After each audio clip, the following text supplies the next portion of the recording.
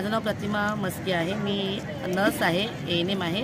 गेली 8 वर्ष मी DS enterprises कंत्राटी कर्मचारी BMCमध्ये काम करतो। मुन्सिपल कामगार संघटनेच्या म्हणजे आमच्या युनियनमधून आम्ही आज आंदोलन ते केलेलं आहे। गेली 10 वर्ष म्हणजे 2016 पासून आमच्याकडे DS एंटरप्राइजेस अंतर्गत कंत्राटी कर्मचारी काम करत आहेत। काम सगळं केलं जाते महानगरपालिकेच्या परमनंट कर्मचाऱ्यांप्रमाणेच, पण त्याचा जो मोबदला भेटतो म्हणजे पगार भेटतो किंवा भत्ते मिळतात किंवा काही EL असेल, CL असतील किंवा मॅटर्निटी लिव्ह सारख्या ज्या गोष्टी असतील ज्या शासनाने दिलेला किंवा बाबासाहेब आंबेडकरांनी जो स्त्रियांना दिलेला अधिकार आहे तो आम्हाला दिला जात नाहीये। वारंवार मागण्या केल्या, पत्रव्यवहार केले, खूप मीटिंग झाल्या, म्हणजे सगळ्या म्हणजे आयुक्तांपर्यंत आमच्या सगळ्या मागण्या आम्ही पोहोचवलेल्या असून सुद्धा त्यांनी आमचा कधीच पाठपुरावा नाही केला किंवा त्यांनी आमच्या कोणत्याही गोष्टीचा विचार न करता काही आम्हाला त्याच्याबद्दल त्यांनी सांगितलेलं नाही आहे किंवा कोणतंही म्हणजे आम्हाला सूचना दिलेल्या नाही आहेत की आम्ही तुमचं असं करू, आणि लेखी स्वरूपात तर कधीच दिलेलं नाही आहे। तर आता 10 वर्ष काम करून सुद्धा जर आम्हाला त्याच पदावर किंवा त्याच पेमेंटवर राहत असू आम्ही ना, आमच्या मागून येणारे आमचे जे काही स्टाफ असतील त्याच्या आमच्या पुढे जाऊन त्यांना जास्त पगार मिळाला। तर मला स्वतःला 8 वर्ष झालेत पण आम्हाला 14,000च्या वर पेमेंट नाही आहे, जो की आत्ताच्या ह्याच्यात सफाई कामगाराला सुद्धा नसतो।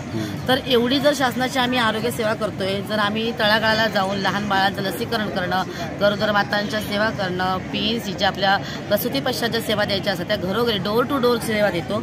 कोरोनासारख्या महामारीत सुद्धा जर आम्ही एवढं तळागाळाला जाऊन स्वतःला कोविड होऊन सुद्धा जर शासनाची एवढी सेवा केली तर त्यांनी आमची दखल घ्यायला हवी होती, पण त्यांनी ती घेतली नाही। तर आता आमच्या मागण्या आम्ही मान्य करण्यासाठी किंवा पूर्ण करण्यासाठी वारंवार सांगून सुद्धा त्यांनी आमची दखल घेतली नाही, त्यामुळे आम्हाला युनियनची मदत घ्यावी लागली आहे। तर म्युन्सिपल कामगार सेना म्हणजे याच्यामध्ये आपले बाबा कदम सर अध्यक्ष आणि चिटणीस संजय वाघ सर यांच्या अधिपत्याखाली जी म्युन्सिपल जी कर्मचारी सेना चालते त्यांच्यामध्ये आम्ही एकरूप होऊन आम्ही आजचे हे आंदोलन केलेलं आहे। आणि जोपर्यंत आमच्या मागण्या मान्य होणार नाही किंवा लेखी स्वरूपात आम्हाला या GR पद्धतीने मिळणार नाही तोपर्यंत आम्ही याच्यातनं माघार घेणार नाही। मग 1 दिवस होऊ दे, 2 दिवस होऊ दे, 1 महिना जाऊ देत, आम्ही जोपर्यंत आमच्या मागण्या मान्य होणार नाही तोपर्यंत आम्ही आमचं बेमुदत आंदोलन थांबवणार नाही। माझं नाव परेश परशुराम मटकर आहे।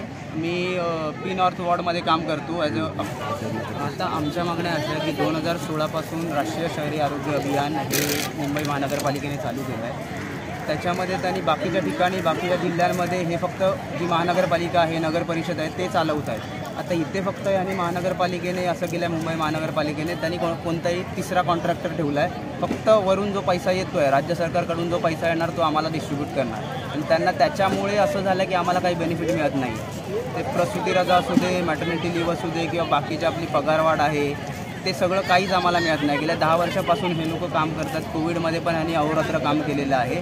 आमचं म्हणणं एवढंच आहे की तुम्ही जर थर्ड पार्टी कॉन्ट्रॅक्टर ठेवला आहे ना तो तुम्ही काढून टाका आणि आम्हाला जे बेनिफिट आहेत ते आमचे द्या, आमचं बाकी काही मागणं नाही आहे। त्याच्यामुळे जी सेवा ज्येष्ठता यादी वगैरे आहे त्याचं आम्हाला त्यांनी सांगितलं की जोपर्यंत तुम्ही थर्ड पार्टी तुमचं निघत नाही तोपर्यंत आम्ही तुम्हाला काही बेनिफिट देऊ शकत नाही।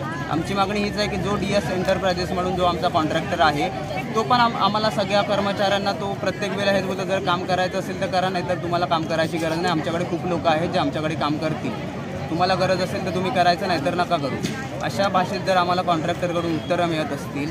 आम्ही प्रत्येक वेळेला मुंबई महानगरपालिकेकडे गेलो की आम्हाला हा कॉन्ट्रॅक्टर असा त्रास देतो आहे किंवा आमचा पेमेंट नाही वाढत आहे किंवा काय, ते पण आम्हाला काही रिस्पॉन्स देत नाही।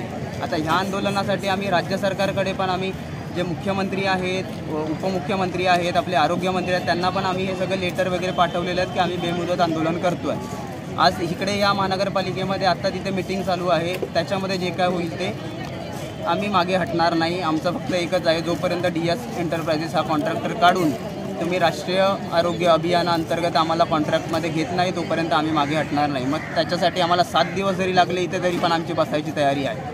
आमची हीच मागणी आहे, आमचं बाकी काही मागणी नाही। किती कर्मचारी आपके साथ हैं? आमचे टोटल 1200 प्लस 1200पेक्षा जास्त कर्मचारी असतील। त्याच्यामध्ये डॉक्टर आहेत, GNM आहेत, ANM आहेत, बाकीचे जे डेटा एंट्री ऑपरेटर कम्प्युटरची कामं करतात ते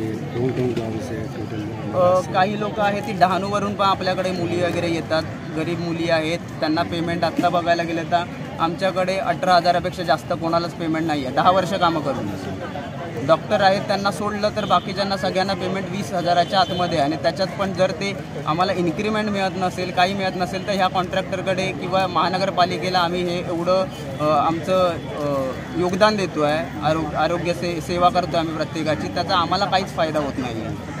ते फक्त आमचा वापर करून घेत आहेत, हे आम्हाला चालणार नाही, म्हणून आम्ही या बेमुदत आंदोलनासाठी बसलो. जर आत्ता चर्चा चालू आहे, आमचं म्हणणं एवढंच आहे की आरोग्यमंत्र्यांनी किंवा जे मुंबईचे महानगरपालिकेचे आयुक्त वगैरे त्यांनी आम्हाला लेखी स्वरूपात द्यावं की आम्ही या तुमच्या मागण्या मान्य करतो, आम्ही DS एंटरप्राइजेस या कंत्राटदाराला काढून आम्ही तुम्हाला आमच्या महानगरपालिकेच्या अंडर आम्ही घेणार आहे. तसं जर असेल कॉन्ट्रॅक्टवर, आमचं म्हणणं असं नाही तुम्ही आम्हाला परमनंट करून घ्या, जर तसं असेल तर आम्ही आमचे आंदोलन मागे घेऊ, तोपर्यंत आम्ही आमचं आंदोलन मागे घेणार नाही. माझं नाव प्रवीण प्रभाकर चव्हाण आणि मी G नॉर्थ वॉर्डमध्ये काम करतो. आता जवळजवळ मी 10 वर्ष झाले अकाउंटंट कम डेटा एंट्री ऑपरेटर या पोस्टवर काम करत आहे.